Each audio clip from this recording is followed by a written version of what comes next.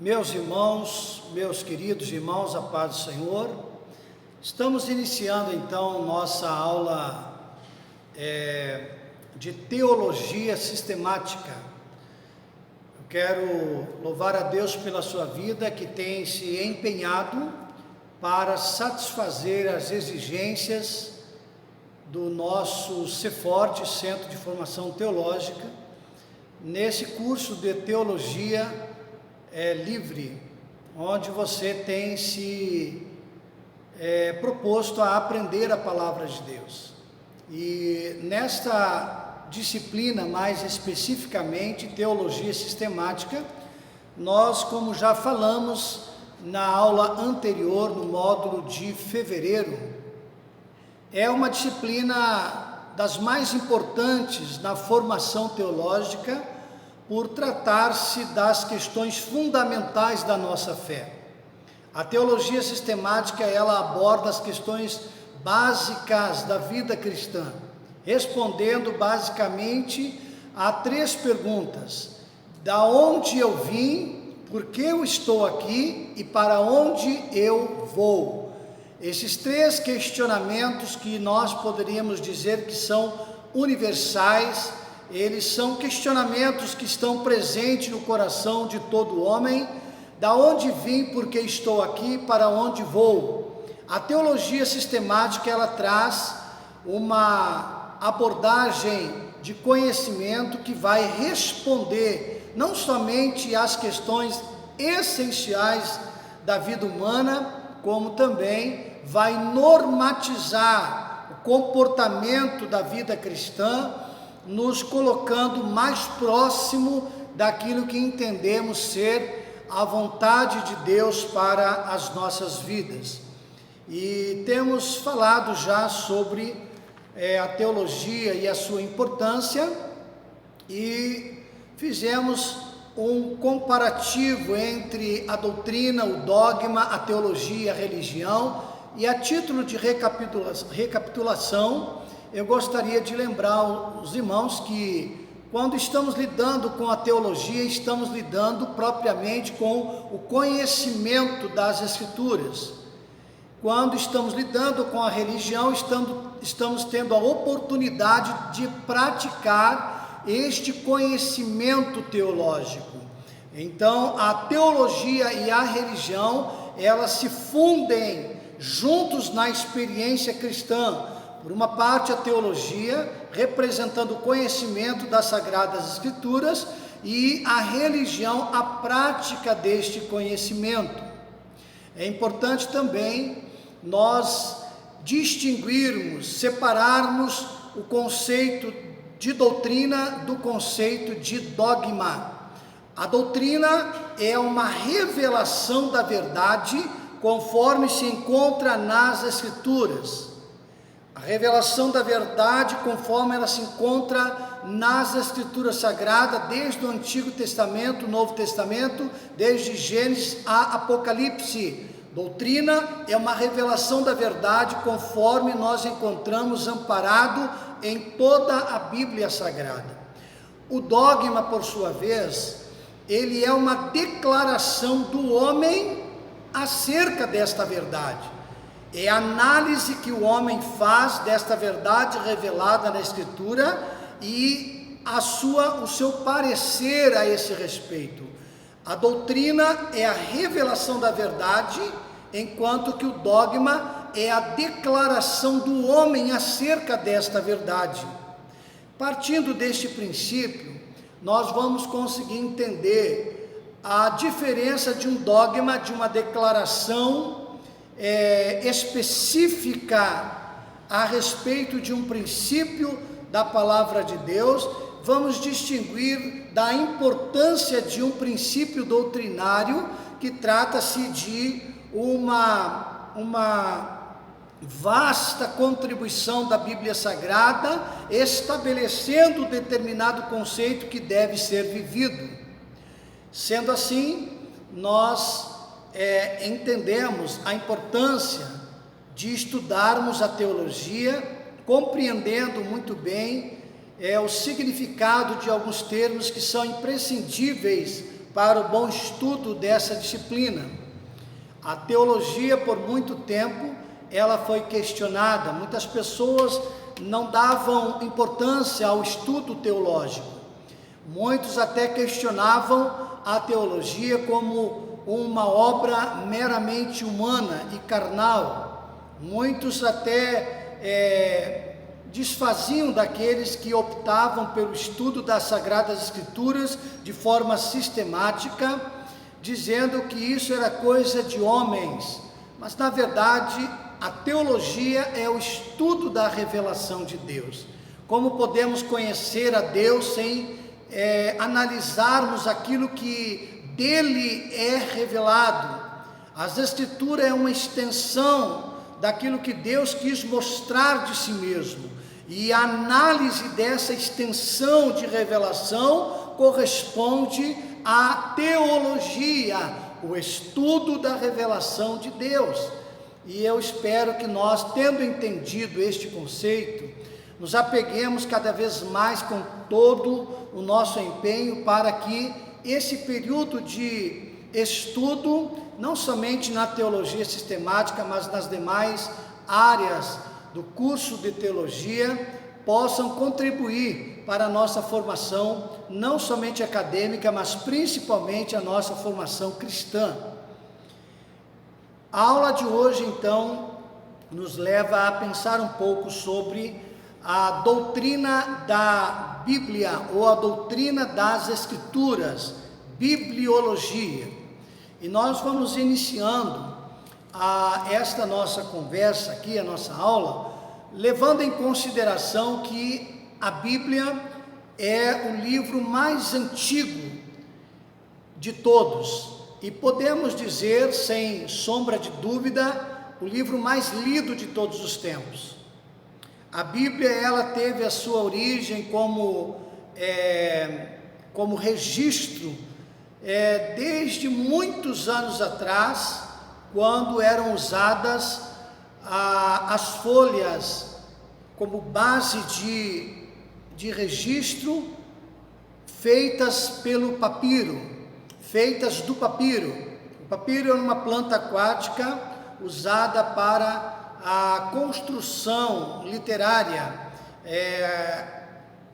Pegava-se as cascas do papiro e elas eram colocadas umas sobre as outras, e através de uma resina colante, ela ia formando então a base que seria usada para a escrituração. E 3.000 anos antes de Cristo, o papiro ele foi usado para guardar os primeiros registros da revelação de Deus. Logo depois nós tivemos então a utilização do pergaminho. O pergaminho era uma espécie de rolo feito da pele de animais. Esta pele ela era trabalhada, ela era polida e preparada desta forma para o uso da escrita. Quando nós pensamos nisso, nós precisamos considerar que antigamente não existiam livros. Os livros eram feitos na forma de rolo. Por exemplo, Jeremias capítulo 36, o texto nos faz uma referência sobre este tipo de rolo usado para registro de informações, e neste caso que nós vamos ler aqui, uma informação pertinente à vontade de Deus, como revelação de Deus ao povo de Israel. No capítulo 36 de Jeremias, o versículo de número 2 diz assim: Deus falando a Jeremias: toma um rolo, um livro, e escreve nele todas as palavras que te falei contra Israel, contra Judá e contra todas as nações, desde o dia em que te falei, desde os dias de Josias até hoje. Toma um rolo, um livro. Então, os livros naquela época, eles eram no formato de rolos, primeiro de papiro e depois então o pergaminho feito da pele de animais. A Bíblia ela foi originalmente escrita em forma de rolo, sendo cada livro um rolo. Cada livro então, que formava esse conjunto de livros, que nós denominamos Bíblia, eram feitos na forma de rolo. Assim vemos que a princípio os livros sagrados não estavam unidos uns aos outros como nós temos agora em nossas Bíblias. O que se tornou possível foi a invenção do papel no século II, pelos chineses. Foi então que o primeiro livro foi impresso em 1532. A primeira versão da Bíblia em português foi feita por João Ferreira de Almeida entre 1690 a 1692. A palavra Bíblia, ela é uma palavra derivada do nome que os gregos davam a esta folha de papiro, preparada para a escrita. No grego, biblos, um rolo de papiro de tamanho pequeno, então era chamado de biblion. E vários desses eram uma Bíblia. Portanto, literalmente a palavra Bíblia quer dizer coleção de livros pequenos. Então, quando você e eu dizemos a minha Bíblia, a sua Bíblia, a Bíblia, nós estamos falando de uma coletânea de livros pequenos. Com a invenção do papel, desapareceram então os rolos, e a palavra biblos deu origem a livro. Então originou-se a palavra que hoje nós conhecemos como livro, e a palavra rolo deixou de existir para referir-se a este tipo de material. O nome Bíblia foi primeiramente aplicado às Sagradas Escrituras por João Crisóstomo, patriarca de Constantinopla no século IV. Como livro divino, a definição da Bíblia é a revelação de Deus para a humanidade. Então, como livro divino, esta Bíblia, essa coletânea de pequenos livros, que para nós é sagrada, como definição bíblica, este livro divino representa a revelação de Deus para a humanidade. Todos nós sabemos a importância da Bíblia, todos nós, por sermos ocidentais, por nascermos num país que por muito tempo é cultivado uma religião predominantemente cristã, nós não temos dificuldade de entender a importância da Bíblia como livro sagrado e o respeito que temos nesse livro sagrado por saber que ele não apenas contém, mas ele é a palavra de Deus para a humanidade. Todos nós temos uma experiência com esse livro e sabemos a importância que ele tem na nossa vida e o quanto nós devemos respeitá-lo, não somente como uma obra-prima literária, mas principalmente pelo seu teor profundamente espiritual, que embora não tenha poder de autopropagação, mas depende da ação do Espírito para propagar-se como revelação no coração do homem, ele é de vital importância no plano, no projeto de Deus para a redenção da humanidade. A Bíblia, ela possui naturalmente as suas divisões, e basicamente a Bíblia se divide em Antigo Testamento e Novo Testamento. O Antigo Testamento, ele possui 39 livros. O Novo Testamento possui 27 livros, perfazendo um total de 66 livros sagrados, o que nós consideramos a Bíblia de edição evangélica. A Bíblia de edição católica, ela é diferente por conter a soma de 7 livros considerados apócrifos, livros que não possuem a inspiração de Deus, livros que não passaram no cânon, quando então fora feita uma avaliação para a constatação da inspiração das Escrituras Sagradas.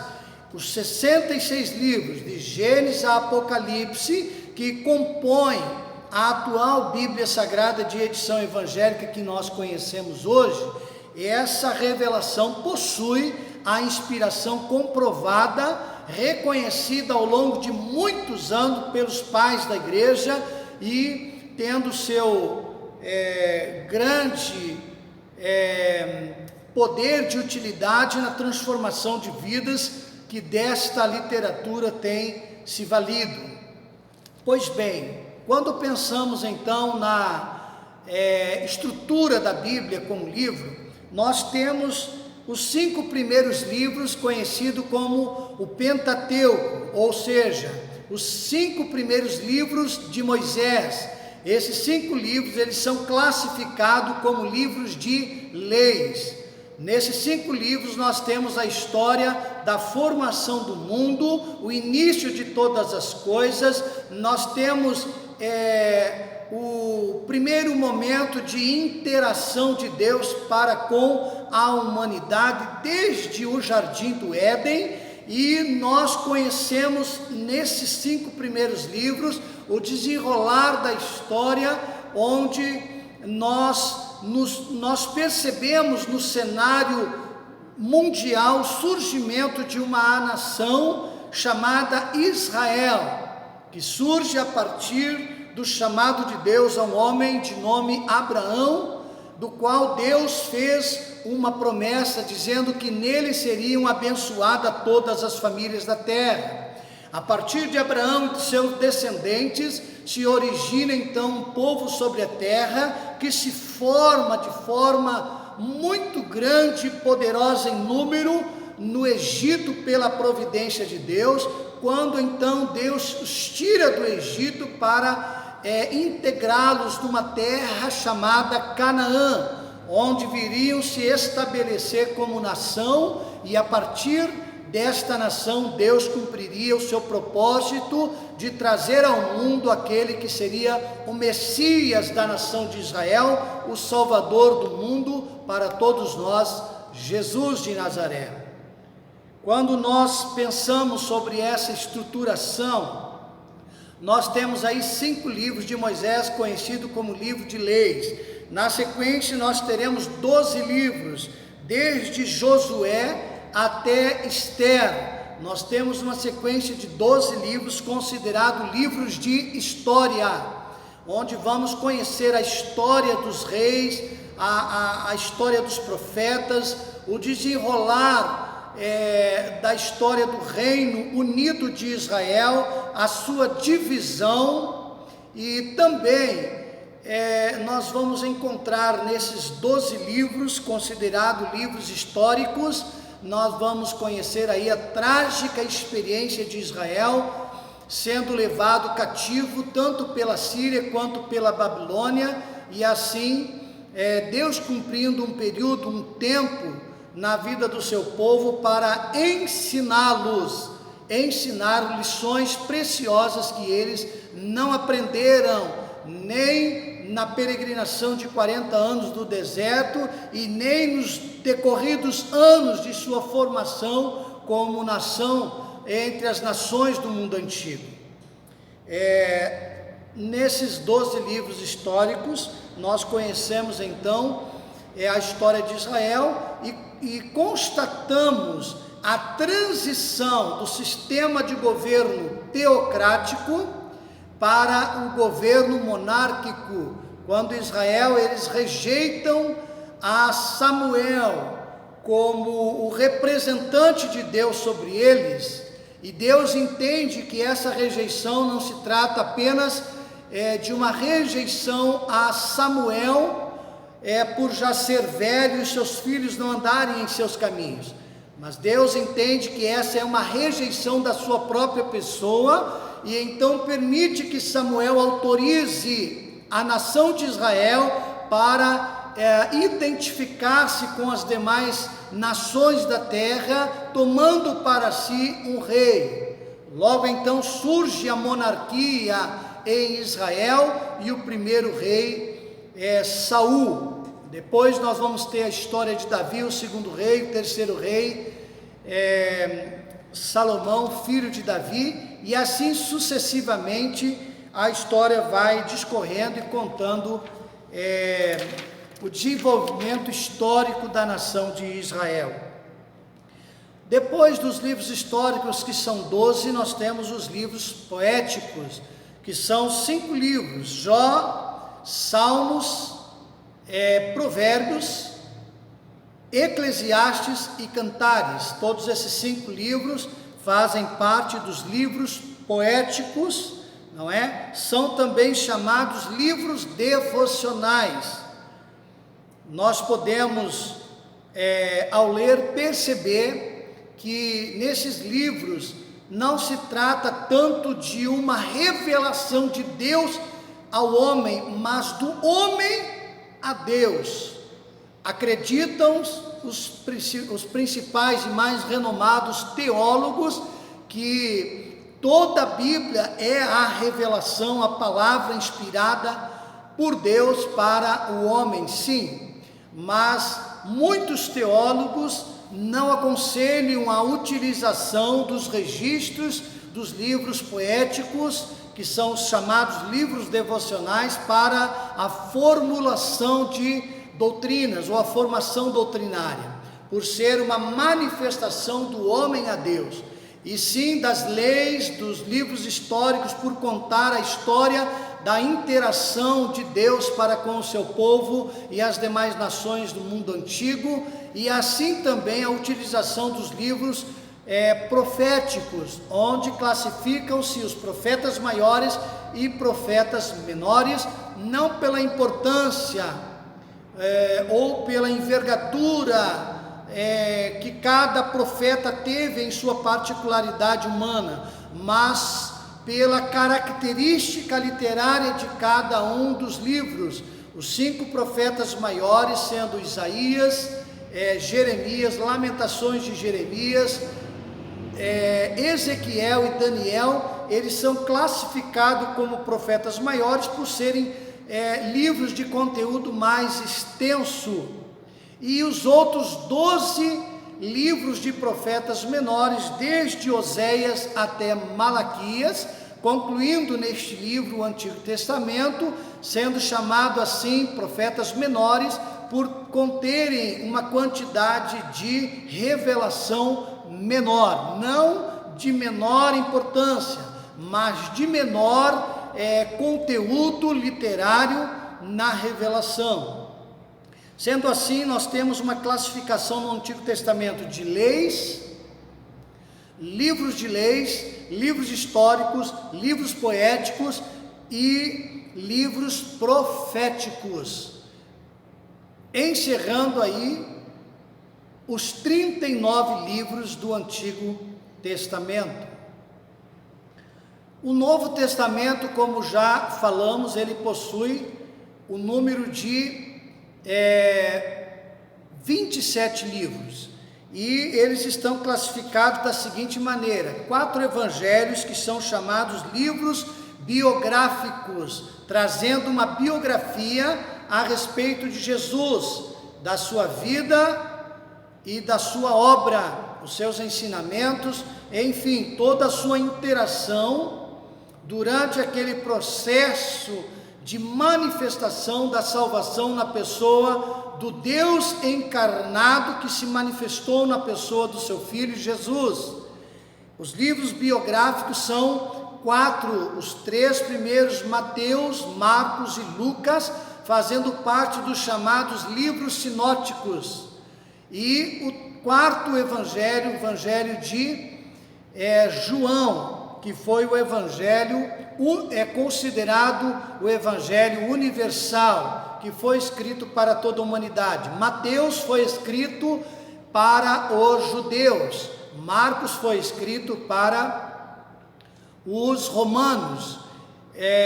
Lucas foi escrito para os gregos e João foi escrito para toda a humanidade. Na verdade, todos os 4 são um ponto de vista diferenciado de cada um deles, como revelação para toda a humanidade, mas cada um deles especificamente foi destinado a uma classe de povo: judeus, não é? Mateus, judeus; Marcos, romanos; Lucas para os gregos e João, então, uma linguagem acessível a toda a humanidade, por isso considerado o Evangelho universal.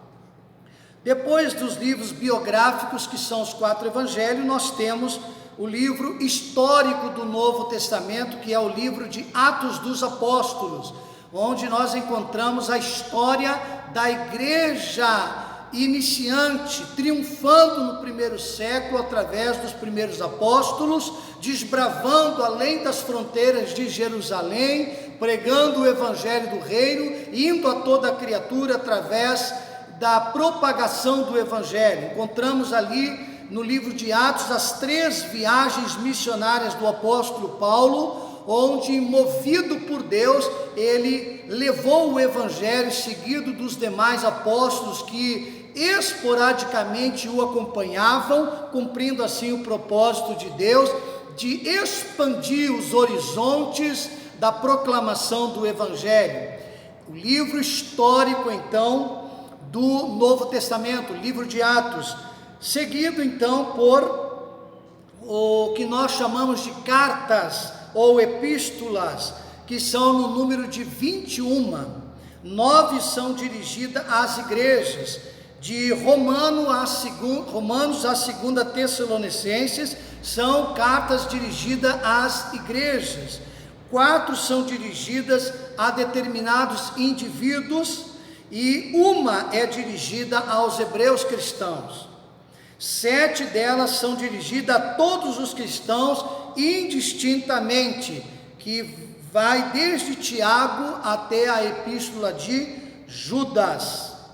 21 cartas, 21 epístolas, formando aí então a estrutura do Novo Testamento. Então, 4 livros biográficos, são um livro histórico e 21 epístolas, cartas, não é? Que tem o propósito de explicar a respeito da salvação. Os evangélicos, os livros biográficos, eles trazem a proclamação da salvação. O livro histórico, ele mostra a expansão desta salvação através, não é, da pregação do evangelho.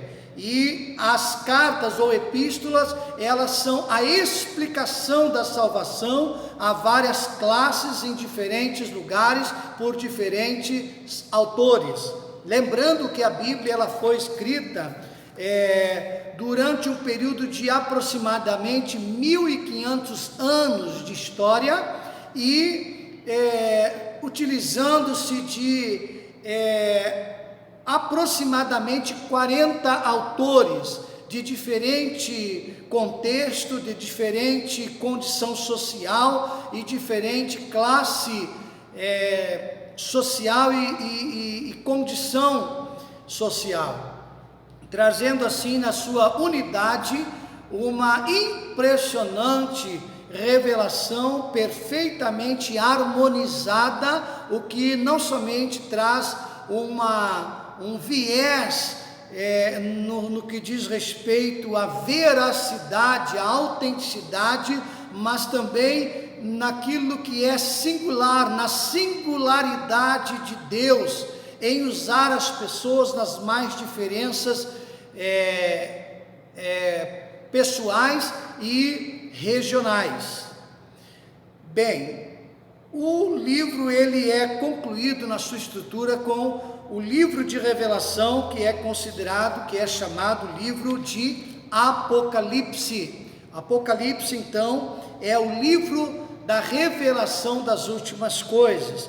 O tema central da Bíblia é a redenção da humanidade. O seu principal versículo está no livro de Gênesis, no Evangelho de João, capítulo de número 3, versículo de número 16. Porque Deus amou o mundo de tal maneira que enviou o seu Filho unigênito, para que todo aquele que nele crê não pereça, mas tenha vida eterna. Esse é o principal, é o coração da Bíblia Sagrada. Nele contém a revelação, falando sobre as intenções de Deus, a disposição de Jesus, o Filho primogênito, a expectativa de Deus para com aqueles que creem e a promessa de Deus de vida eterna a todos os que assim o fizerem.